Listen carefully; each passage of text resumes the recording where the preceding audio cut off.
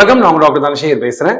கட்டுறது கையளவு கல்லாத உலகளவு அப்படின்னு ஒவ்வொரு வாரமும் ஒவ்வொரு டாபிக் நான் புதுசா பிரசன்ட் பண்றப்பையும் நானே எனக்கு சொல்லிக்கிற விஷயம். குழந்தைகள் இருக்கக்கூடிய பல பிரச்சனைகள் பல பரிமாணங்கள்ல வருது அப்படின்றத உண்மை.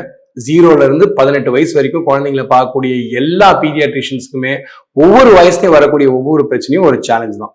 இந்த மாதிரி வரக்கூடிய பல சேலஞ்சிங் பிரச்சனைகள்ல இன்னைக்கு முக்கியமா எல்லாருமே கேட்ட ஒரே கேள்வி, குழந்தை கூப்பிட்டா திரும்ப மாட்டுது அப்படின்றத விட குழந்தை கூப்பிட்டு கண்டுக்காம இருக்கான்றதுதான் முக்கியம். அதுக்கான காரணம் என்னன்னு கேட்டீங்கன்னா கேமிங் அடிக்ஷன். குழந்தைங்க கேம்ஸ் நிறைய விளையாடுறாங்கன்னு புலம்பாத பேரண்ட்ஸ் யாருமே கிடையாது. ஏன் அப்படின்னு பாத்தீங்கன்னா இன்னைக்கு குழந்தைங்களை கவனத்தை திருப்பக்கூடிய முக்கியமான விஷயங்கள்ல இந்த கேமிங் ஒரு ஃபர்ஸ்ட் விஷயம் ஆயிடுச்சு. இந்த கேமிங் அடிக்ஷன் பிரச்சனை எப்படி வெளியே வர்றதுன்னு குழம்பிட்டு இருக்க எல்லா பேரண்ட்ஸ்க்குமே இன்னைக்கு எபிசோட் ஒரு முத்தாய்ப்பாவும் ஒரு முக்கியமாவும் இருக்கும் அப்படின்னு நம்பிக்கையோட ஸ்டார்ட் பண்றது. நான் அறிமுகப்படுத்த போற டாக்டர் பேரு டாக்டர் நவீனா கார்த்திக். வணக்கம் doctor, welcome to the show. இவங்க ஒரு குழந்தைகள் நல மருத்துவர். குழந்தைகள் நல மருத்துவர்னு சொல்றதை விட இந்த மாதிரி அவங்க டீனேஜ்லயும் அடலசன்ஸ்லயும் குழந்தைங்களுக்கு வரக்கூடிய மனநலம் சார்ந்த பிரச்சனைகள் பத்தி ரொம்ப தீவிரமா தன்னுடைய பணியில ரொம்ப முக்கியமா ஒரு விஷயமா வச்சு இன்னைக்கு வேலை செஞ்சுட்டு இருக்காங்க. இவங்க கிட்ட நான் கேட்க போற கேள்வி இதுதான். ஃபர்ஸ்ட் கேள்வியே, கேமிங் அடிக்ஷன் அப்படின்னு சொல்லக்கூடிய ஒரு வார்த்தைக்கான அர்த்தம் என்ன அப்படின்றது எனக்கு பல நாள் புரியாம இருக்கு. ஆக்சுவலா பாத்தீங்கன்னா அதுக்கான அர்த்தம் என்ன, ஏன் கேமிங் அடிக்ஷன் வருது மேம்கிட்ட கேட்போம். Ma'am please. கேமிங் அடிக்ஷன் அப்படின்னா லைக் உங்க குழந்தை எப்பவுமே வீடியோ கேம் பத்தியே நினைச்சிட்டு இருக்காங்க. அவங்க எப்பவுமே ப்ரீ ஆக்குபைடா இருக்காங்க. அந்த வீடியோ கேம் விளையாடணும். அவங்க ரெகுலரா செய்யற ஆக்டிவிட்டிஸ், அவங்களோட ஹாபிஸ் ஏதாச்சும் இருக்கும். அவங்க பிசிக்கல் ஆக்டிவிட்டி பண்ணலாம், இல்ல ஒரு டான்ஸ் எக்ஸ்ட்ரா கரிக்குலர் ஆக்டிவிட்டிஸ் எல்லாம் அவாய்ட் பண்ணிட்டு இந்த நான் வீடியோ கேம் விளையாடுறேன் அப்படின்னு சொல்லிட்டு அவங்க எப்பவுமே அந்த ஆன்லைன் கேம்ஸ்ல இன்வால்வ் ஆயிருக்காங்கன்னா அவங்களுக்கு அடிக்ஷன் இருக்கிறதுக்கான சிம்டம்ஸ் இருக்கலாம். அவங்க வேற எந்த ஆக்டிவிட்டியும் பார்ட்டிசிபேட் பண்ணாம, நீங்க எங்கேயாச்சும் ஒரு ஃபேமிலி கெட் டுகெதர் இருந்தாலும் இல்ல நான் இதுல வரல, நான் போய் விளையாடுறேன் அப்படின்னு சொல்றது, இல்ல ரொம்ப நேரம் டைம் ஸ்பெண்ட் பண்றது. அவங்களுக்கு எவ்வளவு நேரம் விளையாடினாலும் பத்தவே மாட்டேங்குது. நான் இன்னும் விளையாடணும் அப்படின்னு சொல்லிட்டு அவங்களோட ஸ்கூல் பெர்ஃபார்மன்ஸ், அகாடமிக் பெர்ஃபார்மன்ஸ், இந்த நெகட்டிவ் கான்சிக்வன்ஸ் எல்லாம் இருந்தாலும் அவங்க ப்ரீ ஆக்குபைடா இதுதான் நான் பண்ணுவேன் அப்படின்னு சொல்லிட்டு இருந்தாங்கன்னா அது கேமிங் அடிக்ஷன். ஜென்ரலா ஒரு நாளைக்கு ஒரு 3 மணி நேரத்துக்கு மேல விளையாடுறாங்க, இல்ல ஒரு ஆன் ஆவரேஜ் ஒரு வாரத்துல ஒரு 20 மணி நேரத்துக்கு மேல உங்க குழந்தை டைம் ஸ்பெண்ட் பண்றாங்க. இது ஜெனரலா பாய்ஸ் கொஞ்சம் நிறைய இதுல அடிக்ட் ஆறாங்க, கேர்ள்ஸ் விட. ஸோ இந்த மாதிரிலாம் இருக்காங்கன்னா அவங்களுக்கு கேமிங் அடிக்ஷனுக்கான சிம்டமா இருக்கலாம். அதை நீங்க வாட்ச் பண்றது ரொம்ப இம்பார்ட்டன்ட். ஸோ டாக்டர் நவீனா சொன்னாங்க கேமிங் அடிக்ஷன் ஒரு பெரிய பிரச்சனை அப்படின்னு, நார்மலா செய்யக்கூடிய ஆக்டிவிட்டிஸ் எல்லாமே கட் ஆயிடும் அப்படின்னு. ஒரு அப்பாவா நான் அவங்க கிட்ட ஒரு கேள்வி கேட்கறேன், உங்க சார்பா ஏன் குழந்தைக்கு கேமிங் அடிக்ஷன் வந்துருச்சு, என்ன டாக்டர் பண்ணலாம்? இப்போ உங்க குழந்தை கேமிங் அடிக்ஷன்ல இருக்காங்க அப்படின்னா என்ன பண்ணணும்? உடனே நான் எல்லாத்தையும் ஸ்டாப் பண்ணிடணுமா? அவங்க கிட்ட வீடியோ கேம் பிடிக்கணும், இந்த விளையாடாத அந்த மாதிரிலாம் நீங்க ரியாக்ட் பண்ணாம அவங்க கிட்ட சொல்லி, இப்போ ஒரு குழந்தை ஒரு நாளைக்கு 3 மணி நேரம் 4 மணி நேரம் விளையாடுறாங்க அப்படின்னா அவனை ஆவரேஜா நீங்க அதை பாதியா கம்மி பண்ண ட்ரை பண்ணலாம். ஒரு 50% ரெடியூஸ் பண்ணிட்டு ஸ்லோவா கிராஜுவலா அவங்களை அந்த வீடியோ கேம் நீங்க மானிட்டர் பண்ணலாம். எவ்வளவு நேரம் விளையாடுறாங்க, ஸ்டார்ட் டைம் என்ன, ஸ்டாப் டைம் என்ன. அதை ஒரு பிசிக்கலா நீங்க எல்லாரும் சேர்ந்து விளையாடுற ஒரு ஆக்டிவிட்டில கொண்டு போகலாம். இல்ல நீங்களும் அதை ஃபேமிலியாவும் பண்ணலாம். அந்த கேம் நீ மத்தவங்களோட விளையாடாத, நம்ம விளையாடலாம் அப்படின்னு சொல்லிட்டு டர்ன் எடுத்து அப்பாவோட அம்மாவோட சொல்லி விளையாடினா அவங்களுக்கு அது இன்னும் இன்ட்ரெஸ்டிங்கா இருக்கும். ஸோ அப்ரப்டா ஸ்டாப் பண்ணாதீங்க. ஏன்னா இந்த வீடியோ கேம் விளையாடுறதுல நம்ம என்ன அந்த பின்னாடி என்னன்னு பாத்தீங்கன்னா அவங்க அதை விளையாட அவங்களுக்கு ஒரு ஹாப்பினஸ் வருது. இந்த டோபமைன் என்ற ஒரு நியூரோ டிரான்ஸ்மிட்டர் ரிலீஸ் ஆகிறதுனால அந்த ரிவார்ட் சிஸ்டம் அவங்க ஃபீல் ஹாப்பி, அது இன்னும் வேணும் அப்படின்னு அவங்க கிரேவ் பண்ணுவாங்க. ஸோ அதனாலதான் நீங்க பாத்தீங்கன்னா அவங்களுக்கு அந்த வீடியோ கேம் விளையாடும் போது நான் இன்னும் விளையாடி அந்த ஹாப்பினஸ்க்காக நான் இன்னும் விளையாடுறேன் அப்படின்னு சொல்லுவாங்க. அது அந்த டோபமைன் பாத்வே இன்னும் ஸ்ட்ரென்தன் ஆக அவங்க அந்த இன்னும் நிறைய விளையாடினாதான் அவங்களுக்கு அந்த ஹாப்பினஸ் வருது அப்படின்ற மாதிரி அவங்களுக்கு கிரேவ் பண்ண ஆரம்பிச்சுவாங்க. ஸோ அதனால நீங்க ஸ்லோவா கிராஜுவலா கம்மி பண்ணுங்க. ஃபேமிலியா எல்லாரும் இன்வால்வ் ஆகுங்க. வேற ஏதாச்சும் நேச்சுரலா அவங்களுக்கு டோபமைன் இன்க்ரீஸ் பண்றாங்க, நல்ல ஒரு ஹெல்த்தி ஹேபிட்டா வச்சுக்கோங்க. பிசிக்கல் ஆக்டிவிட்டி கொடுங்க, சாப்பிடுறது நல்லா கொடுங்க, ஸ்லீப் மெயின்டைன் பண்ணுங்க. இந்த மாதிரிலாம் நீங்க அவங்களோட லைஃப் ஸ்டைல மாடிஃபை பண்ணாலே அவங்க ஹாப்பியா ஃபீல் பண்ணுவாங்க. பேசிக்கா இப்போ குழந்தை ஒரு லோன்லியா ஃபீல் பண்ணுது, இல்ல அவங்களுக்கு யார் கூட பேசுறதுக்கு ஆள் இல்லை. இப்ப நிறைய பேர் பேரண்ட்ஸ் வேலைக்கு போயிடுறாங்க, வீட்டுல யாரும் இல்லை, நான் என்ன பண்றதுன்னு சொல்லிட்டு கேமிங் எடுப்பாங்க. ஸோ அதெல்லாம் நீங்க எப்படி கண்ட்ரோல் பண்றது? அவங்களுக்கு ஏதாச்சும் ஒரு ஹாபி கொடுங்க, இல்ல ஒரு ஏதாச்சும் ஒரு ஆர்ட் ஃபார்ம்ல ஏதாச்சும் ஒரு பியானோ கிளாஸோ இல்லை பிசிக்கல் ஆக்டிவிட்டி போடுறது, யாரும் எப்படி அவனை ஆக்டிவா என்கேஜ் பண்றதுன்றதெல்லாம் நீங்க ஸ்டெப்ஸ் எடுத்தீங்கன்னா அவங்க குழந்தை அந்த அடிக்ஷன் கொஞ்சம் கொஞ்சமா ரிலீவ் ஆயிட்டு நார்மல் வரதுக்கு நிறைய சான்சஸ் இருக்கு. Well set doctor, thank you very much. So இப்போ கேமிங் டிசார்டர் ஒரு கேமிங் அடிக்ஷன் ஒரு உபாதை, அதுல வரக்கூடிய டோபமின் ஒரு போதை அப்படின்னு கூட சொல்லலாம். ஏன்னா அது ஒரு அடிக்ஷன்றது அதுதான். அந்த ஒரு சந்தோஷம் உடம்புக்குள்ள வரணுன்றதுக்காக திரும்ப திரும்ப அதை செய்யறது.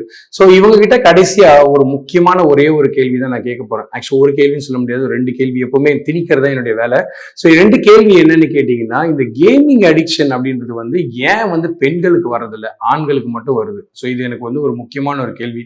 அது கேர்ள்ஸ் வந்து கேமிங்ல அவ்வளோ இன்ட்ரெஸ்ட் இல்லை. ஸோ அதுக்கு என்ன ரீசன் எனக்கு தெரியல. அது ஒண்ணு. 2வது விஷயம் என்னன்னு கேட்டீங்கன்னா, கேமிங் அடிக்ஷன் மட்டும் ஏன் குழந்தைங்களுக்கு அடிக்ஷனா வருது? அவங்களுக்கு ஏன் ஒரு ரீடிங் அடிக்ஷன் வர மாட்டுது? குழந்தைங்களுக்கு ஒரு எக்ஸசைஸ் அடிக்ஷன் வர மாட்டுது? குழந்தைங்க ஏன் ஒரு ஸ்டடிங் அடிக்ஷன் வர மாட்டுது அப்படின்றது எனக்கு புரியல. இல்ல நம்ம தான் ஏதாவது தப்பு பண்றோமா பேரண்ட்ஸா? உங்களுடைய ஒப்பீனியன் என்ன டாக்டர்? இது டெஃபினட்டா நான் ஆன்சர் பண்றேன். லைக் நீங்க பாத்தீங்கன்னா ஃபர்ஸ்ட் சார் கேட்ட மாதிரி ஏன் வந்து பாய்ஸ் நிறைய இருக்குன்னா, அவங்க ஜெனட்டிக்காவே வந்து அவங்களோட மைண்ட் வந்து ப்ரீடிஸ்போஸ் டு கம்பல்சிவ் பிஹேவியர். அது வந்து கம்பல்சரியா இதை பண்ணணும் அப்படின்ற ஒரு டெண்டன்சி வந்து பாய் சில்ட்ரனுக்கு வந்து அதிகமா இருக்கும். அதுவும் இல்லாம இது ஏன் அடிக்ஷன்ன்றது வந்து ஒரு இன்ஸ்டன்ட் கிராட்டிபிகேஷன். இப்போ அந்த விளையாடணும்னு ஒரு பாயிண்ட்ஸ் வந்தது, அந்த ஒரு ஹாப்பினஸ். இது வந்து உங்களுக்கு கேம்ல தான் கிடைக்குது. படிக்கிறதெல்லாம் நீங்க வந்து படிப்பீங்க, எக்ஸாம் போகணும், எக்ஸாம் போய் ஆன்சர் வந்து மார்க் வந்த உடனே தான் வரும். இது இம்மீடியட்டா வருது. அந்த ஒரு இன்ஸ்டன்ட் கிராட்டிபிகேஷனுக்காக அவங்க வந்து இன்னும் பண்ணணும்னு சொல்லுவாங்க.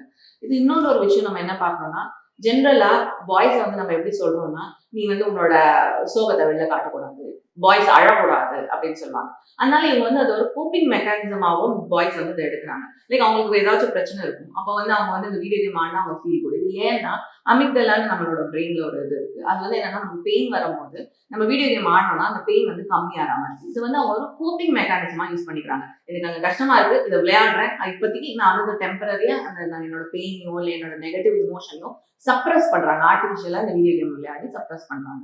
ஸோ நீங்க வந்து சென்சிடைஸ் பண்ணுங்க. பாய் சில்ட்ரனா இருந்தாலும் அவங்களுக்கும் ஃபீலிங்ஸ், இமோஷன்ஸ் எல்லாமே சேமா தான் இருக்கும். அவங்களும் அதை எக்ஸ்பிரஸ் பண்ணணும். அவங்களுக்கும் ஒரு பிளாட்ஃபார்ம் கொடுங்க, என்ன ஆச்சு அப்படின்னு கேட்கறதுக்கு நீங்க ட்ரை பண்ணலாம். அப்போ அவங்க ஓப்பன் அவுட் ஆவாங்க. இது வந்து நீங்க அழக்கூடாது அப்படின்ற மாதிரி நீங்க சொல்லாம அவங்கள ஓப்பன் அவுட் பண்ண சொன்னீங்கன்னா, அவங்க வந்து அந்த அடிக்ஷன்ல இருந்து கொஞ்சம் கொஞ்சமா வெளில வர்றதுக்கு சான்சஸ் நிறைய இருக்கு.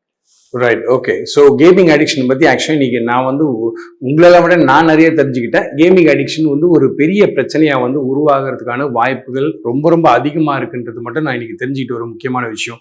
5ல் விளையாது 50ல் விளையுமான்னு சொல்லுவாங்க. அந்த மாதிரி வந்து கேமிங் அடிக்ஷன் வந்து எந்த வயசுல வேணா ஆரம்பிக்கலான்றதை வந்து நானே என்னுடைய கிளினிக்ல நிறைய குழந்தைங்களை பார்க்குறேன்.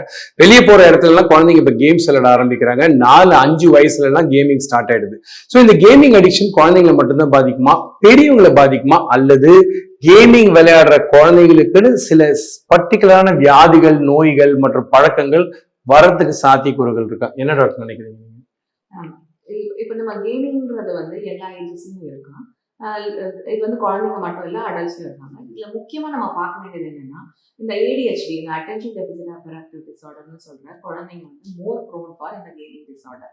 அவங்க வந்து நேச்சுரலாக வந்து அவங்க கிட்ட வந்து நீங்கள் வீடியோ கேம்ஸ் எல்லாம் கொடுத்தீங்கன்னா அவங்களுக்கு அதை விளையாடுறதுக்கோ இல்லை அதில் அடிக்ட் ஆகிறதுக்கு சான்சஸ் ஜாஸ்தியாக இருக்கு. அடல்ட்ஸ் நீங்க பாத்தீங்கன்னா நிறைய பேர் இன்ட்ரோவர்ட்டா இருப்பாங்க, ஷையா இருப்பாங்க, வெளியில போய் ஒரு சோஷியலைஸ் பண்ணாம வீட்லயே உட்காந்துட்டு வீடியோ கேம்ல விளையாடுறேன் அப்படின்ற மாதிரி பண்ணுவாங்க. ஸோ இவங்களாவும் வந்து ஒரு கேமிங் அடிக்ட் ஆகிறதுக்கு சான்சஸ் நிறைய இருக்கு. ஸோ இது வந்து எல்லா ஏஜஸ்லயும் இருக்கு. ஸோ நம்ம சில்ட்ரனா இருந்தாங்கன்னா அவங்களுக்கு என்ன மாதிரி இருக்கு, அவங்க ஸ்கூல்ல எப்படி விளையாடுறாங்க, அவங்களோட அட்டென்ஷன் எப்படி இருக்குன்னு நீங்க பார்க்கணும். அவங்க அதனால கேமிங் அடிக்ஷன் ஆறாங்களா, இல்ல பெரியவங்களா இருந்தாங்கன்னா அவங்க சோஷியலைஸ் ஆகாம இந்த மாதிரி வீட்டுல உட்காந்து வீடியோ கேம் விளையாடுறதுனால அவங்க வந்து அவங்களோட எனர்ஜி எல்லாம் ஸ்பெண்ட் பண்றாங்களான்றதும் வாட்ச் அவுட் பண்றது ரொம்ப முக்கியம். Very good. ஸோ இந்த பிரச்சனை வந்து இதோட முடிய போறது இல்லைன்றதுதான் இன்னைக்கு எனக்கு அடிச்ச பெரிய அபாயமணியை. ஏன்னா 4-5 வயசுல ஆரம்பிச்சு அது ADHD பின்னாடி பல பிரச்சனைகள், உடல் உபாதைகள் நிறைய வரும்ன்றது கேமிங் அடிக்ஷன்ல நான் கத்துக்கிட்ட விஷயம். பட் ஆக்சுவலா பாத்தீங்கன்னா நிறைய சோகமான விஷயங்கள் இருக்கு. இந்த கேமிங் அடிக்ஷன் பிற்காலத்துல குழந்தைங்களுக்கு வந்து அது கேம்பிளிங்ல கூட முடியலாம். அதே மாதிரி பண இழப்பு, மன உளைச்சல், கண் பார்வை பாதிப்பு, குழந்தைங்களுக்கு வலிப்பு நோய், ADHD, குழந்தைங்களோட பிஹேவியர் சேஞ்சஸ்ன்னு சொல்லி பல விஷயமா இது வந்து ஒரு ட்ரெயினோட என்ஜின் மாதிரி அதுக்கு பின்னாடி நிறைய கேரேஜ் இருக்குன்றது தான் ஒரு மிக சோகமான விஷயம். எந்த ஷோலையுமே நான் வந்து பாசிட்டிவா தான் முடிக்கணும்னு ஆசைப்படுவேன். அந்த மாதிரி இந்த அடிக்ஷன் ப்ராப்ளம் உங்க குழந்தைங்களுக்கு வரக்கூடாதுன்றத டாக்டர் நவீனா எவ்வளவு அழுத்தமா சொன்னாங்களோ அதே ஒப்பீனியன் நானும் ஆமோதிக்கிறேன். தயவு செய்து ஒரு வேண்டுகோளா இதை எடுத்துக்குவோம். ஒரு அப்பா அம்மாவும் ஒரு அம்மாவும் அவங்க சொல்லக்கூடிய முக்கியமான வேண்டுகோள், குழந்தைங்கள மருத்துவர் 2 பேருமே குழந்தைங்க கேமிங் அடிக்ஷன் போவோம் பாத்துங்க. அவங்க எதிர்காலம் நம்ம கையில தான் இருக்கு. கமெண்ட் செக்ஷன்ல கமெண்ட்ஸை பதிவு பண்ணுங்க. சேனலுக்கு தொடர்ந்து சப்ஸ்கிரைப் பண்ணுங்க. மறுபடியும் டாக்டர் நவீனாவோட இன்னொரு எபிசோட்ல சந்திப்போம். அதுவரை நன்றி, வணக்கம்.